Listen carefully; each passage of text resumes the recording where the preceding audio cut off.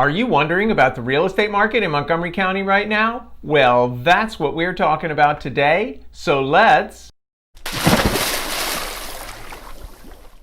dive right in.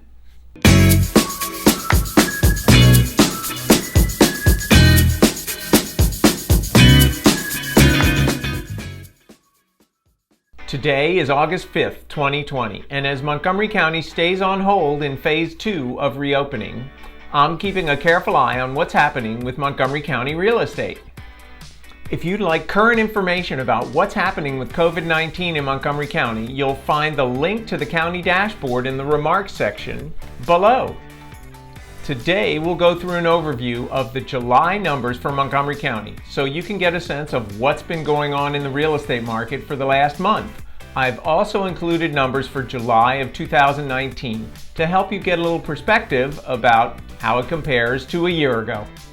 We'll start with total active properties. This year, 1,289. Last year, 2,183. That's a decrease of 41%. New pendings, 1,341 this year, 1,283 last year. That's an increase of 4%. New listings, 1,566 this year versus 1,442 last year. That's an increase of 8%. Expired, withdrawn, and canceled properties, 366 this year versus 254 last year. That's an increase of 44%. And the total settled properties, 1,267 this year, 1,301 last year. That's a decrease of 3%. So as you can see, the active inventory has continued to slide down. It's decreased 41% year over year and 11% in just the past 2 months.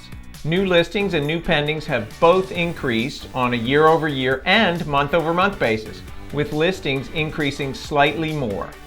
Some sellers are stepping into the market to take advantage of strong demand. If this trend continues, then buyers may have a few more choices. The numbers aren't large, but they're certainly worth watching. The seesaw is still firmly in the seller's favor, and houses that are attractively priced and show well are selling quickly and often with multiple offers. Now let's take a brief look at the days on market and list to sell ratios for the month of July. Median days on market for sold properties was 8 days. Median days on market for active under contract properties was 13, and median days on market for pending properties was 7 days. The list to sell ratio was 100%, and the list to sell ratio for the past 5 years has averaged 98.5%.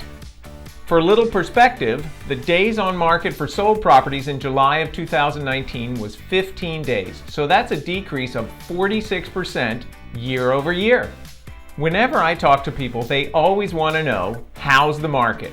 As I've said in recent monthly updates, before the coronavirus, we were in a very strong seller's market, and the month of July hasn't shown us any dramatic change.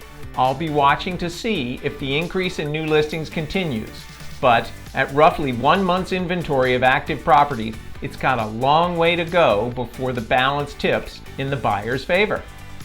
Normally, August is a month when sellers wait to put their houses on the market, which tends to push inventory numbers down.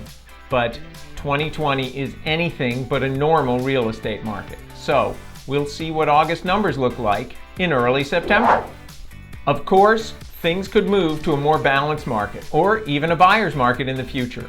With the number of COVID cases moving up nationally, that could impact the economy and buyer confidence and change the market. So here are some final thoughts. It seems that our local real estate market continues to show strength, largely driven by the huge imbalance between supply and demand. As we head towards late summer, I'll watch the trends carefully to see how buyers and sellers continue to move through the 2020 real estate market. If you feel that you're ready to buy or sell, there are opportunities out there, as you can see from the numbers I shared with you, especially if you're a seller. If you're in a position where you aren't ready yet, it's a good time to start planning so that when you're comfortable moving forward, you'll be ready. You might think that it's too early, but I can tell you the whole process always takes longer than people expect, and you're better off being ready a little early than too late. If you'd like to see my recent video in my Native Tourist series, click here. And if you'd like to subscribe to my channel so you can get updates as they come out, click there. If you have any questions for me, my contact information is below, or you can leave a comment in the remarks. Take care and stay safe.